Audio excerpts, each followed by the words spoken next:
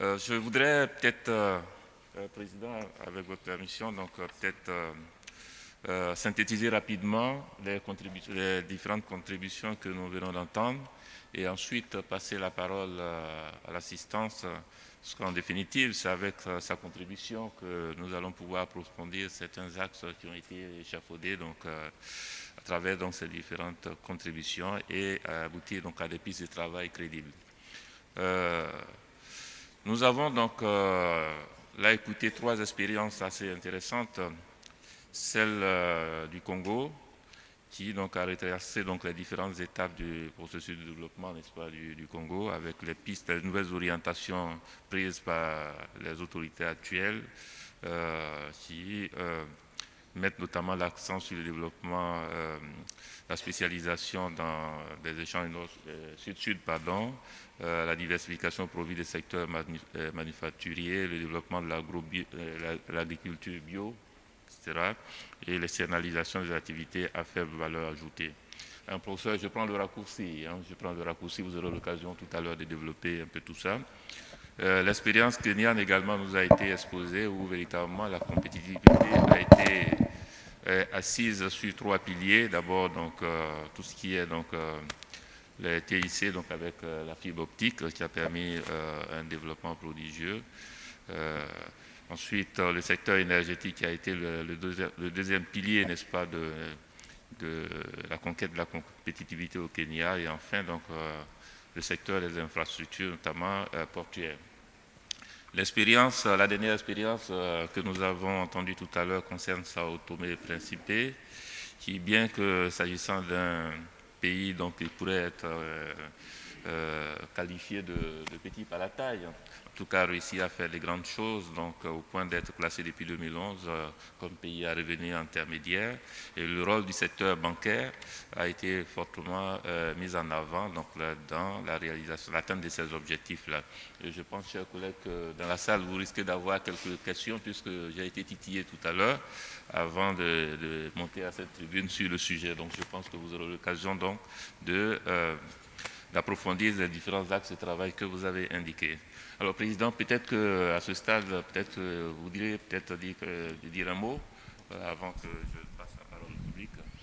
Oui, merci beaucoup. Je crois que nous avons trois expériences tout à fait passionnantes sur lesquelles le public, l'assistance pourra réagir. Juste un mot, c'est que le Congo se prépare à l'après-pétrole, alors que Sao Tomé se prépare au pétrole. Voilà. Et donc, ça va être intéressant de voir comment tout ceci va s'articuler dans le processus de l'émergence. Et puis sur la question de l'évolution des modes de consommation et cette question de la classe moyenne, ce serait bien que l'expérience du Kenya soit mise en évidence encore plus. Et la question de l'innovation, parce qu'on a beaucoup entendu parler de l'Ampeza, c'est avec ces transferts mobiles, et je crois qu'on a beaucoup d'éléments qui peuvent nous permettre d'avoir une bonne discussion. Merci. Merci, Président. Peut-être que nous allons ouvrir peut-être une première série de 5 questions. Oui, allez-y, monsieur. Ok, Célestin Mayoukou, donc je suis professeur à l'Université de Rouen. Alors, je voudrais intervenir sur, apporter plutôt des contributions sur un aspect, sur des choses que je n'ai pas entendues. Je vais commencer par Sao Tomé et Principe. Sao Tomé et Principe est un petit pays et vous voulez vous voulez vous appuyer sur un système bancaire. Donc, je poserai une question, mais au départ, je ferai une remarque. Et un aspect que je n'ai pas suivi pour vous, c'est votre diaspora. Vous avez une diaspora étrangère très forte, et cette diaspora, vous ne l'intégrez pas dans votre politique. Et d'ailleurs, je n'ai pas entendu de diaspora ici, d'ailleurs, donc depuis hier, je n'ai pas entendu la diaspora. Juste pour dire une chose, les transferts de la diaspora vers l'Afrique est aujourd'hui supérieur à l'aide au développement. Alors que la diaspora, elle n'a pas sa place dans l'émergence. On n'en parle pas. Ça, c'est un premier point que je voulais soulever. Un autre point que je voudrais soulever, également c'est une contribution. Je veux revenir également au cas du Kenya. Donc je connais bien le M-Pesa, ce qu'on appelle le mobile banking, et qui est une innovation majeure pour l'Afrique en termes de ce qu'on peut appeler l'inclusion financière, à la fois vers la microfinance, mais ça se diffuse. Par exemple, la RDC, si on prend l'est de la RDC, si vous allez à Bukavu, par exemple, ou à Goma, le moyen de paiement le plus efficace, c'est le M-Pesa. Et donc, c'est une technologie africaine et qui est une technologie innovante et qui n'est même pas encore, qui commence simplement à arriver en Europe. Et puis, dernier point sur lequel je voudrais contribuer, que je n'ai pas entendu. Donc, j'entends, tout le monde veut construire des infrastructures, veut construire des routes, mais j'ai le sentiment, un aspect, qu'en fait, il manque une sorte d'intégration. C'est-à-dire que ces routes sont-elles connectées avec les autres pays, où à la limite chacun construit ses infrastructures sans pour autant penser à la connexion. Si je prends le cas du Congo, si je prends l'Afrique centrale, le Congo construit des routes, mais ces routes vont jusqu'où? Quelle intégration? Or, si nous voulons émerger, il faudrait que nous construisons dans notre dynamique d'industrialisation, que nous puissions, si vous voulez, faire cela en coopération pour ne pas nous neutraliser. Parce que sinon, qu'est-ce qui va se passer? Si on fait tous la même chose, donc on se neutralise, on n'a pas des marchés. Donc je pense que le ministre hier, et je pense que le président l'a posé, c'est l'intégration régionale. Et je ne vais pas être long, et je vais terminer, je pense que j'ai déjà été très long. Je vais terminer sur un aspect qu'on n'évoque pas, mais qui était un frein. C'est l'explosion démographique. La question qui n'est pas posée chez nous dans notre culture, mais ce qu'on peut dire, une question simple, c'est-à-dire la planification, ce que je peux dire, l'usage des contraceptifs, c'est-à-dire la maîtrise démographique.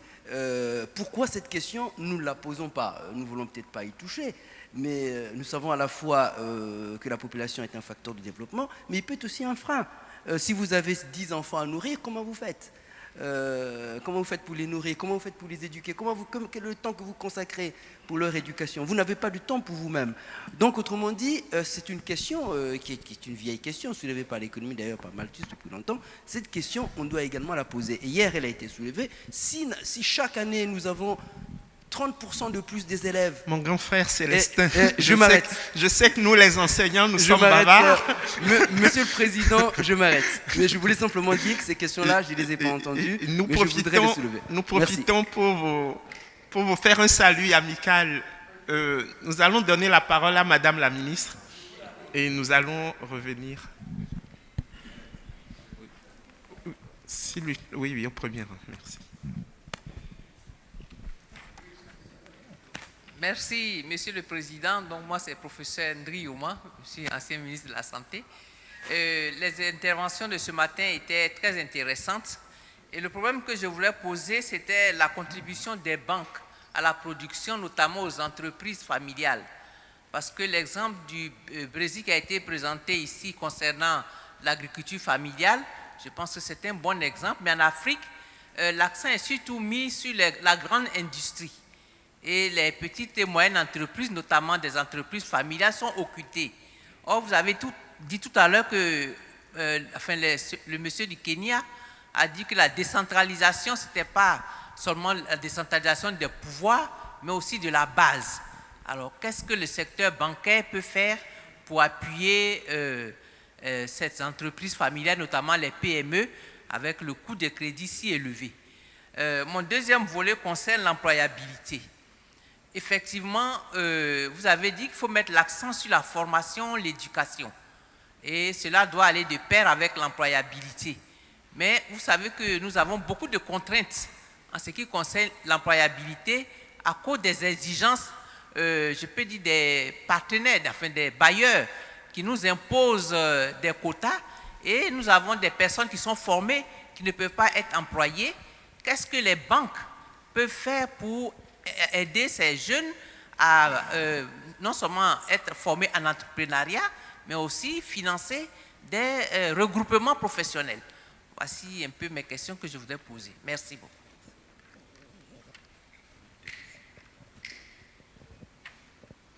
Bien. On va prendre monsieur, ensuite madame.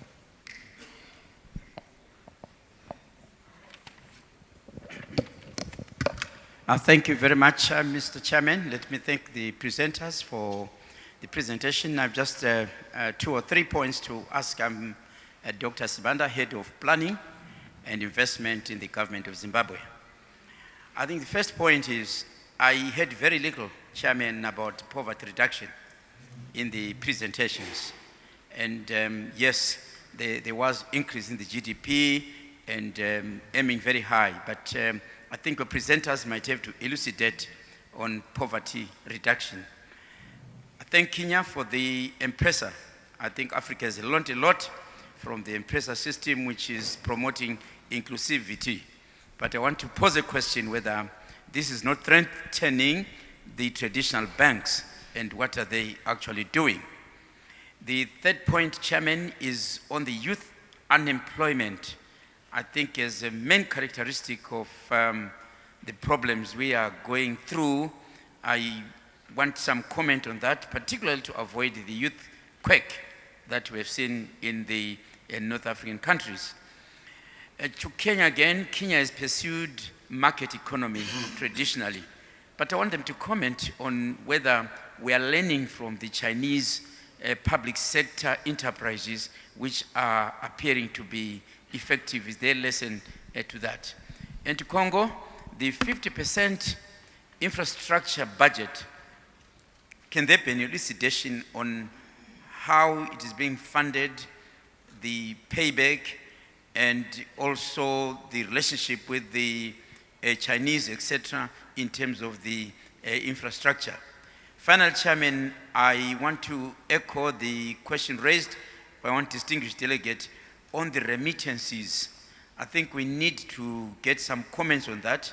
I wanted to raise the question in the morning because India, in literature, it is said that they benefited from the Indian diaspora in terms of emergency. Are we benefiting in terms of skills?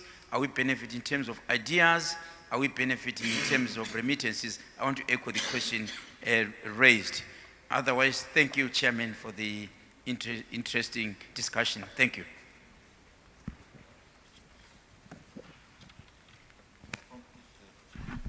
Prendre madame tout à fait, elle a la main levée depuis un moment. C'est la quatrième personne. Merci, Monsieur le modérateur. Je voudrais faire 3 commentaires et poser des questions. Le premier commentaire est lié à l'intervention de notre ami du Kenya concernant la modernisation des moyens de production. Ce que je note, c'est que dans nos États, on essaie de moderniser les moyens de production pour les produits à l'exportation. Mais qu'en est-il pour la modernisation des moyens de production pour tout ce qui est production destinée au marché intérieur des États? Et je prends pour appui le secteur informel, le secteur agricole et notamment l'agriculture familiale. Pour relever aussi qu'aujourd'hui, les produits vivriers sont produits dans des conditions qui non seulement ne permettent pas la maîtrise de l'eau, ne permettent pas l'économie de l'eau, mais sont des moyens encore très archaïques. Alors ma question est la suivante. Peut-on émerger sans sécurité alimentaire et peut-on émerger sans réduire la pauvreté, étant entendu que la majorité des pauvres sont en milieu rural et sont agriculteurs? Mon deuxième point est lié au rôle du système bancaire dans le financement de l'émergence. Quand on analyse un peu la stratégie des États, c'est vraiment une stratégie liée vers la recherche de ressources extérieures à travers un certain nombre de systèmes qui y vont. Et ma question, c'est quel est le rôle des banques et quel est le rôle de la Banque centrale dans le financement de l'émergence? Nous avons des banques centrales qui gèrent la ressource monétaire comme on la gérait en France ou aux États-Unis, alors que nous sommes sur des marchés émergents avec une analyse spécifique du risque.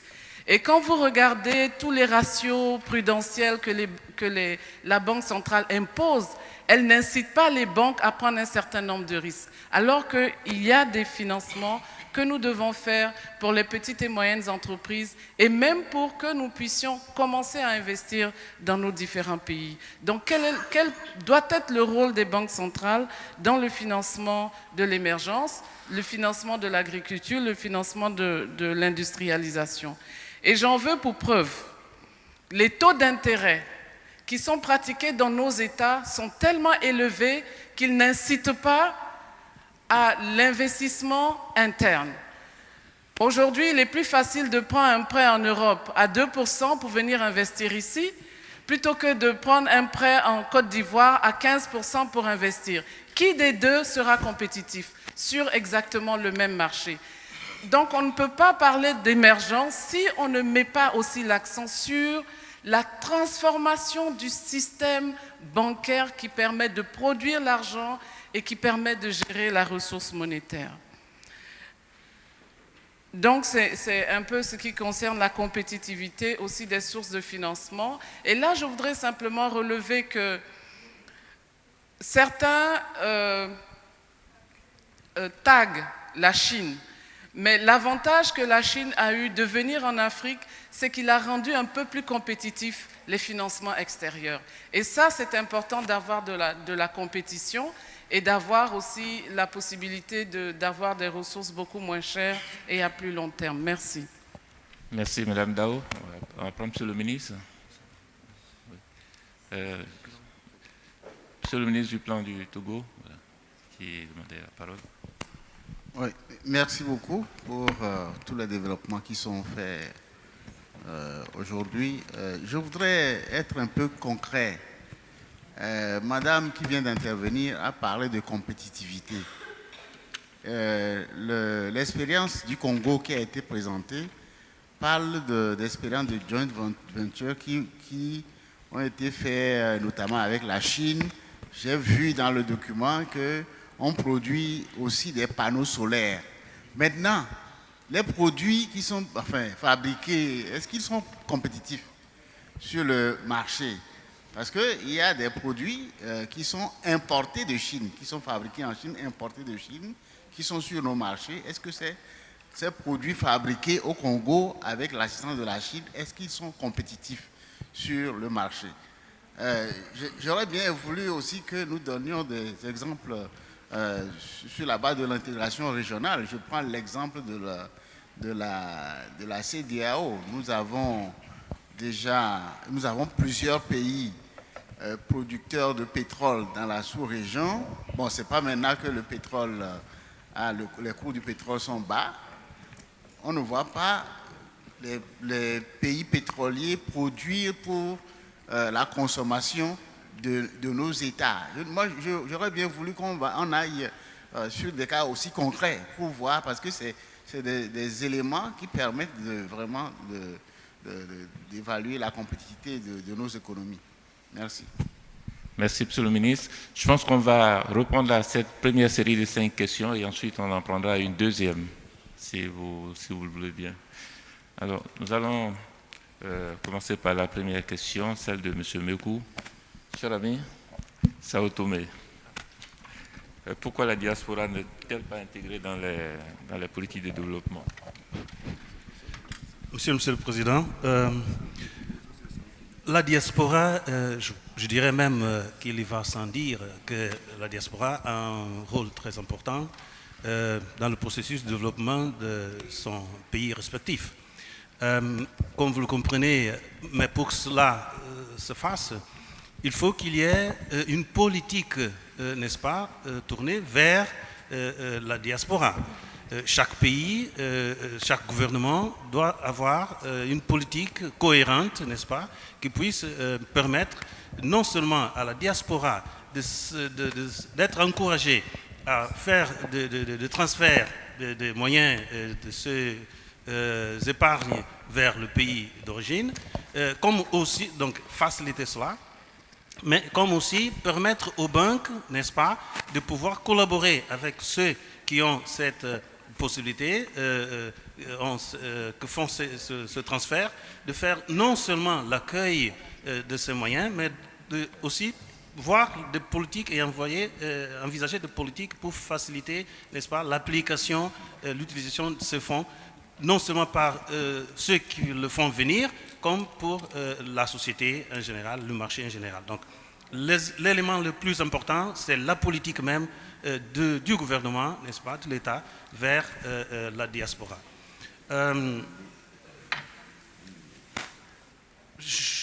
Puisqu'il y a eu d'autres questions, n'est-ce pas, je peux profiter? Oui, absolument, sur le secteur bancaire notamment. Donc, merci, Monsieur le Président. Allez-y. Il y a, en ce qui concerne Sao Tomé et Principe, pour ce qui est de la diaspora, il n'y a pas effectivement une politique du gouvernement tournée vers la diaspora, mais les banques, notamment la Banque internationale de Sao Tomé et Principe, a certains produits, n'est-ce pas, qui permet que la diaspora puisse faire le transfert de son argent à bas coût sur Sao Tomé et via Internet même. Pas à partir de tout le monde, mais là où c'est possible, ils peuvent le faire. Quel est le rôle des banques pour appuyer les entreprises familiales? Mesdames et messieurs, nous sommes en train de parler des banques commerciales. Les banques commerciales sont là pour gagner de l'argent. Bien entendu, ce n'est pas à tout prix, mais elles sont là pour gagner de l'argent. Donc, s'il n'y a pas quelque chose qui puisse permettre que la banque intervienne et en tire, n'est-ce pas, son profit, très certainement, elles ne se sentent pas encouragées. Mais chaque fois qu'il y a, encore une fois, la politique du gouvernement pour promouvoir l'économie familiale, pour promouvoir le développement des petites et moyennes entreprises, les banques vont suivre, les banques vont trouver aussi leur place là-dedans, puisque ce sont aussi des opportunités que les banques vont trouver pour gagner de l'argent. Autrement, ce sera très difficile. Les banques vont agir purement et simplement en tant que banque commerciale. Et si le marché en plus ne permet pas, n'est-ce pas, une compétitivité pour cela, ce sera encore plus difficile de trouver une contribution plus efficace des banques commerciales. Quel est le rôle des banques dans la réduction de la pauvreté? Bien entendu, à partir du moment où les banques contribuent, n'est-ce pas, pour le développement des sociétés, des entreprises, des petites et moyennes entreprises, l'agriculture familiale, même le commerce, etc., elle est en train de contribuer pour la réduction de la pauvreté. Mais il faut que ce soit quelque chose d'organisé. Il faut que ces classes, je peux dire comme ça, n'est-ce pas, ces filières soient organisées aussi. Sinon, il est difficile, surtout quand une banque se sent à l'aise, elle n'a pas à aller chercher quelqu'un, chercher les clients pour octroyer des crédits. Une banque qui n'a pas de difficulté, elle ne va pas chercher un client pour octroyer les crédits. Au contraire, elle attend que les clients viennent. Donc, quand c'est comme ça, c'est encore beaucoup plus difficile qu'elle puisse contribuer, alors que nous savons très bien le rôle que les banques peuvent jouer. Bon, les banques, bien entendu, d'une façon générale, doivent contribuer pour le financement de l'émergence. Vous savez, par exemple, dans le cas de Sao Tomé et Principe, nous avons 2 projets structurants très importants, lesquels peuvent même changer carrément le pays, changer l'économie et permettre une meilleure intégration. Je parle déjà de cet aspect de l'intégration, que pourra permettre, n'est-ce pas, une meilleure intégration du pays et de l'économie. L'un, c'est le port à eau profonde, en eau profonde, qui permettra, n'est-ce pas, qu'on puisse développer davantage le transport maritime, s'agissant d'un pays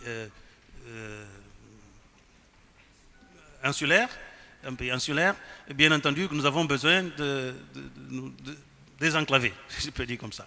Donc, il faut que ça soit fait. Ce sont des projets qui coûtent très cher. Dernièrement, il y avait, malheureusement, c'est un projet qui est né justement à la veille de la crise internationale, mondiale. Donc, le projet, il attend que le financement arrive. C'est quelque chose, s'il y a quelqu'un ici dans la salle qui peut mobiliser 500 millions de dollars, vous êtes invité à y participer. Cher ami, est-ce que vous pouvez peut-être élaborer un peu sur donc, le rôle de la Banque centrale, votre commentaire sur le dispositif réglementaire, en quoi il constitue un frein, n'est-ce pas, à l'accompagnement de l'économie? Est-ce que vous pouvez élaborer un peu là-dessus?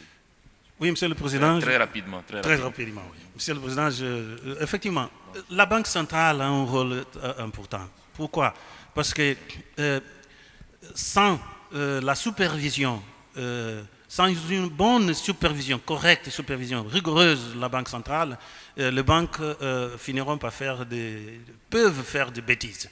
Alors, comment est-ce que la Banque centrale peut contribuer? Avec des réglementations, mais il ne suffit pas de réglementer, il faut être sur place, il faut superviser, il faut visiter, n'est-ce pas? Mais la Banque centrale ne peut pas faire grand-chose. La Banque centrale est là pour établir, n'est-ce pas, concevoir la politique et de faire la supervision de cette politique. Elle conçoit des normes, elle émet des normes et elle fait en sorte que les gens puissent suivre les normes. Il y a des pays où la Banque centrale peut encore décider sur le niveau de crédit à l'économie. Dans une économie libérale, les banques centrales n'établissent plus le niveau de crédit à octroyer à l'économie et elles n'établissent même pas, définissent même pas le niveau de taux de change. Elle peut éventuellement, à partir des taux de référence de la Banque centrale, baisser les taux, prendre d'autres dispositions comme les réserves obligatoires, compulsory reserves, pour que les banques commerciales puissent en profiter, n'est-ce pas, de ces avantages et entrer dans le marché, avoir des surplus pour entrer dans le marché. Il faut avoir un système de partage des risques, éventuellement, parce que là aussi, il y a tellement de choses qu'on pourrait parler. D'accord. Merci, cher ami. Merci, cher ami. On va peut-être revenir là-dessus tout à l'heure, puisque nous avons eu des petits mots qui sont passés, donc on reviendra un peu sur le sujet tout à l'heure, parce que je pense que le sujet est extrêmement passionnant et il passionne beaucoup de monde dans la salle. Peut-être notre ami du Kenya, M-Pesa a été donc revisité donc régulièrement. Est-ce que vous pouvez apporter quelques éléments de réponse aux préoccupations de nos frères dans la salle, de nos frères et sœurs, bien entendu?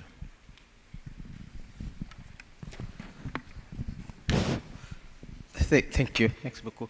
A number of questions were asked regarding, provoked by the remarks that we made on Kenya. I think the key one was, of course, the question of diaspora was raised. I'll not go to that, but the role of remittances is not in question in terms of spurring development. And in Kenya, it's unique. You can always ask, there is the diasporas of citizens, but there are also diasporas of refugees accommodated in certain countries. So the question of Somali refugees in Kenya and their diaspora and the remittances, that's a big question that perhaps can be asked. The other question was about the connectedness of infrastructure. I think we are seeing a new pattern of development of infrastructure in Africa, which is quite, contrary to what was inherited from colonialism, where railways and roads moved from the coast to the interior as for the purpose of extraction.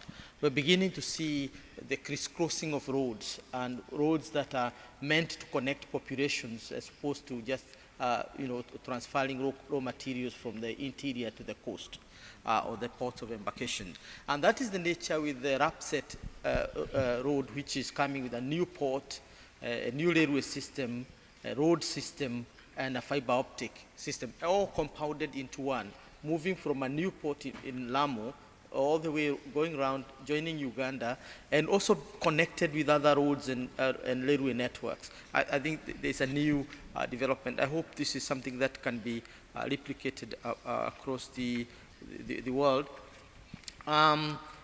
Somebody talked about demographic explosions, but let's link this to the more newer debate about the emergence of a new middle class in Africa, which is spurring consumption.